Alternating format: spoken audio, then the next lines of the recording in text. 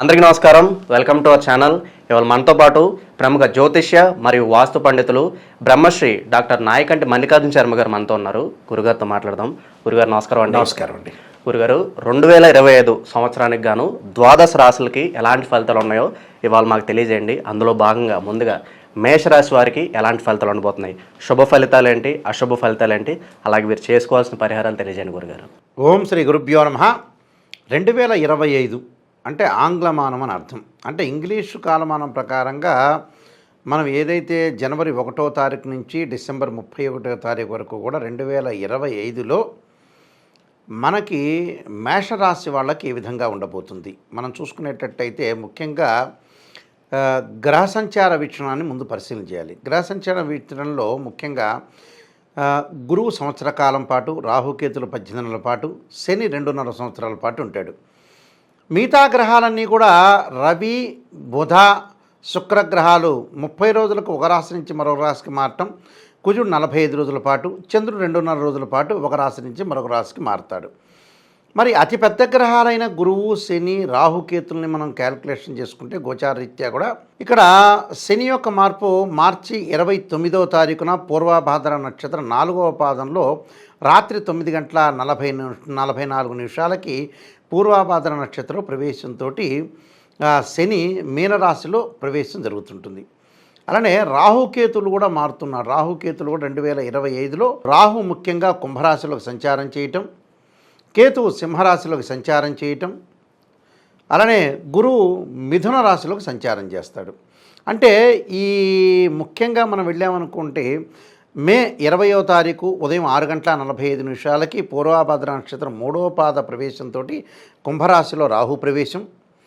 అదే రోజున అంటే మే 20వ తారీఖుని ఉత్తరా నక్షత్రం 1వ పాదంలోకి సింహరాశిలోకి కేతు ప్రవేశం జరుగుతుంటుంది. ముఖ్యంగా గురువుని మనం చూసుకునేటట్లయితే మే 14వ తారీఖు 2025 ఉదయం పూట 11 గంటల 34 నిమిషాలకి మృగశిర నక్షత్రం 3వ పాదంలోకి ప్రవేశంతో మిథున రాశిలోకి సంచారం చేస్తాడు గురువు.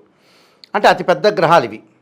ఈ గ్రహాల్లో ముఖ్యంగా గోచారీత్యా మనం చూసుకునేటట్టయితే ఎవరెవరి యొక్క బలాలు ఏ విధంగా ఉన్నాయి, ఏ విధంగా వాళ్ళు చేయబోతున్నారు మనం ముఖ్యంగా చూసుకునేటట్టయితే మేషరాశి వాళ్ళకి రాహు యొక్క బలం బాగా ఎక్కువగా ఉంటుంది 2025లో. దానికి కారణం ఏంటంటే మేషరాశి వాళ్ళకి లాభస్థానంలో రాహు ఉంటాడు. అంటే లాభస్థానంలో రాహు అంటే మే వరకేమో వ్యయస్థానంలో ఉంటాడు మే 20వ తారీఖు. మే 20 తర్వాత వచ్చేటప్పటికల్లా వాళ్ళకి లాభస్థానంలో ఉంటాడు. కాబట్టి మే 20 నుంచి కొంత అనుకూలమైన ఫలితాలు జరిగే అవకాశాలు ఎక్కువగా ఉంటాయి. అంటే మే 20 ముందేమో గురువు యొక్క ఫలితం బాగా ఉంటుంది, తర్వాత వచ్చేటప్పుడు రాహు యొక్క ఫలితం ఉంటుంది. అంటే టోటల్గా దాదాపుగా 45% వాళ్ళకి బాగుంటుంది. అంటే ఎలాంటి ఫలితాలు ఉంటాయి అంటే ఉద్యోగపరంగా ఇబ్బందులు లేకుండా ఉండటం, నిరుద్యోగులకు మంచి ఉద్యోగ అవకాశాలు రావటం, ఉద్యోగస్తులందరికీ కూడా కొంత ప్రమోషన్లు రావటం వంటి, విదేశాలకు వెళ్ళే అవకాశాలు బాగా ఎక్కువగా ఉండటం, అలానే కంపెనీ త్రూ కూడా విదేశాలకు వెళ్ళే అవకాశాలు ఉండటం, అలానే విద్యార్థులకు కూడా ఏదైతే వాళ్ళకి మంచి విశ్వవిద్యాలయంలో సీటు సంపాదించాలనుకుంటున్నారో ఒక మంచి యూనివర్సిటీలో వాళ్ళు సీటు సంపాదించుకునే అవకాశాలు బాగా ఎక్కువ ఉంటాయి. అంటే మే 20 వరకు గురుబలం, తర్వాత మే 20 తర్వాత రాహుబలం అనేది ఉంటుంది. అంటే రాహు గురువు యొక్క ఫలితం అనేది బాగా ఎక్కువగా ఉంటుంది. అలానే మిగతా గ్రహాలను కూడా మనం పరిగణనలోకి తీసుకుంటే మేషరాశి వాళ్ళకి కొన్ని అద్భుతాలు జరిగే అవకాశాలు ఎక్కువ ఉంటాయి. ఆ అద్భుతాలు ఏంటి అంటే గతంలో ఏదైతే పనులు చేయలేకపోయారో అలాంటి పనులు చేసే అవకాశాలు బాగా ఎక్కువ ఉంటాయి. అంటే పెండింగ్ ప్రాజెక్టులన్నీ వాళ్ళకి పూర్తి అయ్యే అవకాశాలు ఎక్కువగా ఉంటాయి. అంటే గతంలో అమ్మాయి యొక్క వివాహం చేయాలనుకుంటారు, అబ్బాయి యొక్క పెళ్లి చేయాలనుకుంటారు, వాళ్ళ యొక్క చదువులు చదవాలనుకుంటారు. అంటే ఇలాంటి ఇన్సిడెంట్స్ లైఫ్లో కంపల్సరీ కదా, ఇవి మెమరబుల్ కదా. యాక్చువల్గా అయితే పిల్లగాడి చదువు, పిల్లగాడి అబ్బాయి యొక్క పెళ్ళి, అమ్మాయి యొక్క పెళ్ళి అనేది లైఫ్లో ఒక్కసారే టర్నింగ్ అవుతుంది. ఆ టర్నింగ్ అనేది చాలా ఇంపార్టెంట్ విషయం కాబట్టి ఇది వాళ్ళకి పెండింగ్లో ఉన్న ప్రాజెక్టులన్నీ కూడా వాళ్ళు ఫుల్ఫిల్ చేసుకుంటారు. అంటే ఇది గుడ్ న్యూసే వీళ్ళకి. అదొకటి. తర్వాత ఉద్యోగపరంగా ప్రమోషన్లే కాకుండా స్థానచలనం జరుగుతుంటుంది. కొన్ని వృధా భ్రమణాలు జరుగుతుంటాయి. అంటే వృధా ప్రయాణాలు, అంటే అనవసరమైన వాటికి ప్రయాణం చేయటం, కొంత డబ్బులు ఖర్చు పెట్టుకోవడం జరిగే అవకాశాలు. అంటే డబ్బులో వాళ్ళు పొదుపు పాటించాలి. డబ్బు వస్తుంటుంది అంటే మనకి ఏదైనా ఒక పని చేస్తుంటే డబ్బు వస్తుంది, అదృష్టం కూడా కలిసి రావాలి, గ్రహాల యొక్క ప్రభావం కూడా ఉండాలి. దీనిలో ముఖ్యంగా ఈ 2025లో ఉద్యోగపరంగా చాలా అద్భుతంగా ఉంటుంది వాళ్ళకి. అంటే మనీ అనేది ఇంక్రీజ్ అవుతుంది. ఇంకో రకంగా డబ్బులు డిక్రీజ్ అవుతుంటాయి. దానికి కారణం వాట్ ఈస్ ద రీజన్ అంటే పిల్లల యొక్క పెళ్ళిళ్ళు, చదువులు, వాళ్ళ కోర్సులు, ఇల్లు కన్స్ట్రక్షన్ చేయటం, ఇంటి మరమ్మతులు చేయటం, వాహనాలు కొత్తవి కొనుగోలు చేయటం, విలువైన ఆభరణాలు, బంగారు ఆభరణాలు కొనుగోలు చేసే అవకాశాలు ఎక్కువ ఉంటాయి. అయితే వీళ్ళకి ఏంటంటే సరైన సమయంలో సరైన నిర్ణయం తీసుకుంటారు వీళ్ళు. అది వాళ్ళ కొంత ప్లస్ పాయింట్. దానివల్ల ఏంటంటే అనుకూలంగా ఫలితాలు బాగా రావటం, కానీ డబ్బులు మటుకు ఖర్చు అయిపోతుంటాయి. అంటే డబ్బులు ఎందుకు ఖర్చు అవుతున్నాయి వాళ్ళకి యాక్చువల్గా అంటే ఏదో ఒక శుభ కార్యక్రమాల నిర్వహణ, ఇల్లు కన్స్ట్రక్షన్ చేయటం, పొలాలు కొనటం, ల్యాండ్స్ కొనుగోలు చేసే అవకాశాలు బాగా ఎక్కువ ఉంటాయి. దాంతోపాటు అవమానాలు కూడా కలిగే అవకాశాలు ఉంటాయి. అంటే బంధుమిత్రులతోటి సహనంగా ప్రవర్తించాలి, లౌకిక విధానంతో ముందుకు వెళ్ళాలి, లేకపోతే వాళ్ళకి చాలా ప్రాబ్లమ్స్ వచ్చే అవకాశాలు ఉన్నాయి. అంటే మధ్యవర్తిత్వం అనేది మంచిది కాదు. ఏదైనా సరే భార్యాభర్తల మధ్యలో కానీ, అన్నదమ్ముల మధ్యలో కానీ, బయట విషయాలకు మనం ఎప్పుడు కూడా చర్చించేటప్పుడు లౌకిక విధానంలో వెళ్ళాలి. అంటే ఒక వ్యక్తికి అది ఇష్టం ఉండొచ్చు, ఇష్టం ఉండకపోవచ్చు. సహజంగా మనం మాట్లాడేటప్పుడు చాలామంది కూడా ఒక సినిమా యాక్టర్ ఇష్టం అంటాడు, ఎంబటి యూటర్న్ తిరుగుతాడు. అంటే మనం కూడా ఆ యూటర్న్ తిరగాలని అర్థం. అంటే వీళ్ళు అనుసరించాల్సిన వ్యూహం ఇది. 2025లో అలాంటి వ్యూహాన్ని అనుసరించాలి యాక్చువల్గా. ఆ డబ్బులు ఖర్చు పెట్టడానికి కూడా కారణం ఏంటంటే వాళ్ళకున్న ఏదైతే మనీ అనేది అసెట్స్ రూపంలో చేంజ్ అవుతుంది. అంటే ల్యాండ్స్ కొంటారు, ఇల్లు కన్స్ట్రక్షన్ చేస్తారు, ఉన్న ఇల్లు మరమ్మత్తు చేస్తారు, వాహనాల యొక్క మరమ్మత్తు, వాహనాలు కొనుగోలు చేయటం, విలువైన బంగారు ఆభరణాలు కొనుగోలు చేస్తారు, పిల్లల యొక్క పెళ్ళిళ్ళు, చదువులు, విదేశాలకు వెళ్ళటం. అంటే ఇన్ని మార్గాల ద్వారా వాళ్ళకు వచ్చే ఆదాయం కంటే ఖర్చు చేసేది ఎక్కువ. అలానే అవమానాలు జరుగుతాయి. అవమానం ఎందుకు జరుగుతుంది అంటే నరదృష్టి ఎక్కువ ఉంది. అంటే వీళ్ళు ఎదుగుతుంటారు, మనం ఎదుగుతున్నాము అని అంటే మనల్ని తిడుతున్నారంటే ఒక వ్యక్తి మనం ఎదిగినట్టే అర్థం. ఓర్వలేని వాళ్ళు చాలామంది ఉంటారు. ఒక మనిషి సహజంగా ఎలా ఉంటుంది మామూలుగా న్యాచురల్గా మన మీద ద్వేషం ఉంది అని అంటే, ద్వేషం వచ్చింది అని అంటే మనం ఎదిగినట్టే. అదే దానికి సింబాలిక్. అందులో అవమానాలు జరుగుతుంటాయి. వీళ్ళని మీద ఓర్చలేని వాళ్ళు, నరదృష్టి గల వాళ్ళు ఎక్కువ మంది ఉంటారు. కాబట్టి అవన్నీ పట్టించుకోకూడదు. మనం స్విమ్మింగ్ చేస్తున్నాం, ఈత కొడుతూ ఉన్నాం, మధ్యలో రకరకాల అవాంతరాలు వస్తుంటాయి. ఆ అవాంతరాలను మనం పట్టించుకోకుండా ముందుకు వెళ్ళిపోవటమే. అలా పట్టించుకున్నారంటే జీవితంలో ముందుకెళ్ళాలి. మనం చేసే పని మంచిది ఉండాలి అంతే. మనం చేసే పని మంచిది ఉండాలి. మంచిగా ఉందనుకోండి ఎవరన్నా కూడా దానికి ఏం లేదు, ఏమనుకోరు. మొన్న మధ్యన మెగాస్టార్ చిరంజీవి గారు ఒక చిన్న పాయింట్ చెప్పాడు. ఏదో ఒక ధ్వజస్తంభ ప్రతిష్ఠ జరుగుతుండగా ఆ ప్రతిష్ఠ అంతా అయిపోయిందట. ప్రతిష్ఠ అంతా అయిపోయి మనకి సహజంగా ఇత్తడి తొడుగు, బంగారు తొడుగు తొడుగుతారు ధ్వజస్తంభానికి. సహజంగా వర్షాకాలంలో కప్పలు ఎక్కువ వస్తుంటాయి కదా. ఆ కప్పలు 10 12 కప్పలు ఆ ధ్వజస్తంభం దగ్గర ఉండగా అన్ని కప్పలు అనుకున్నాయట. ఏమనుకున్నాయంటే వాళ్ళ యొక్క మనసులో భావం, ఈ ధ్వజస్తంభానికి ఎక్కితే ధ్వజస్తంభాన్ని కొద్దిగా నూనె అవన్నీ రాస్తుంటారు, పూజలు చేస్తుంటారు, వర్షం పడుతుంటే జారిపోతుంటుంది, నీళ్లు నూనె పడుతుంటే వర్షం జారిపోతుంటుంది. అలా పైకెక్కుతూ ఉంటుంటే మనం జారి కింద పడిపోతాము అని కప్పలన్నీ అనుకునేట. కానీ ఆ గోల్ సాధించాలిగా లక్ష్యం. కొంతమంది మనం మంచి చేసే పనికి ఒకటితో సంబంధం లేదు, మనకు మంచి అనుకుంటే మనం చేయటమే ఆ పని. అయితే ఈ ఒక కప్ప ఏం చేసిందంటే హఠాత్తుగా పైకెక్కిందట. హఠాత్తుగా పైకెక్కగానే ఎమ్మటే ఆ కప్ప ఎక్కి దాని యొక్క లక్ష్యాన్ని ఛేదించిందట. ఎందుకు ఎక్కింది అంటే ఆ కప్పకి చెవులు లేవట.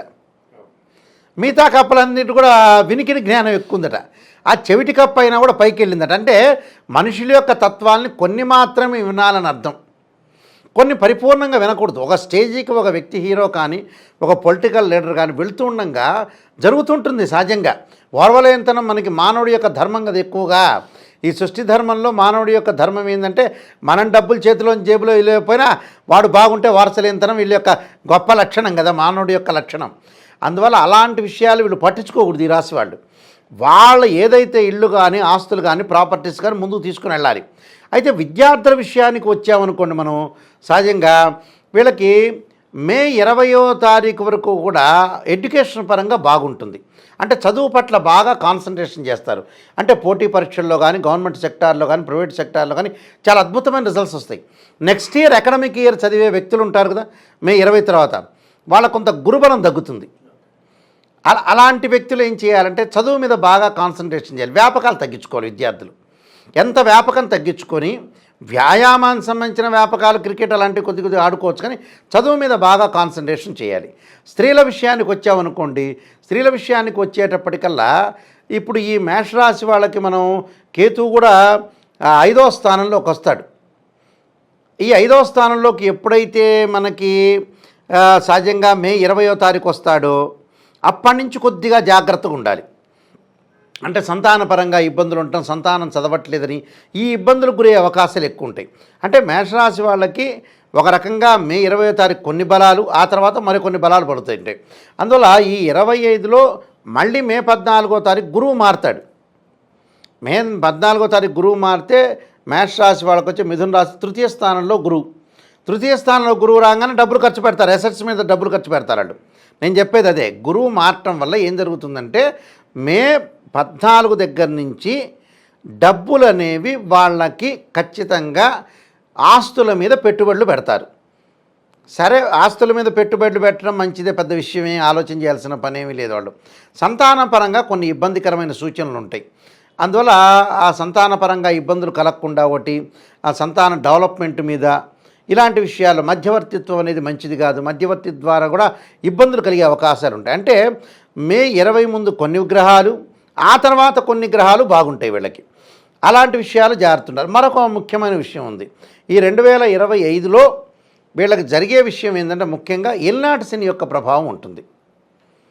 ఏలినాటి శని యొక్క ప్రభావం ఉంటుంది. ఆరోగ్యపరంగా జాగ్రత్త ఉండాలి. దీర్ఘకాలిక వ్యాధులు అంటే మనకి సహజంగా ఏంటంటే మార్చి 29వ తారీఖు ప్రారంభం అవుతుంది ఏలినాటి శని మేషరాశి వాళ్ళకి. అంటే మీనరాశిలో శని సంచారం చేయటం వల్ల మేషరాశి వాళ్ళకి కొద్దిగా ఆరోగ్యపరంగా ఇబ్బందులు మొరటగా వెళ్లకుండా ఆరోగ్యాన్ని కాపాడుకొని, హెల్త్ ఈజ్ వెల్త్ అన్నారు, హెల్త్ ఈజ్ గ్రేట్ లక్ అన్నారు. కాపాడుకోవాలిగా. ఆరోగ్యం బాగుంటేనే ఉద్యోగం చేయగలుగుతాం, ఉద్యోగం చేయగలిగితేనే డబ్బులు వస్తాయి, డబ్బులు వస్తేనే సంసారం సాగించగలుగుతాం. అన్నీ ఇంటర్లింక్లు కాబట్టి. బట్ ఖచ్చితంగా వీళ్ళు ఏంటంటే ఆరోగ్యపరంగా ఉండాలి, ఒకళ్ళ విషయాలు ఆలోచన చేయకూడదు, మానసికంగా సైకలాజికల్గా ఆందోళన పడకూడదు. అందువల్ల ఏలినాటి శని యొక్క ప్రభావం ఉంది.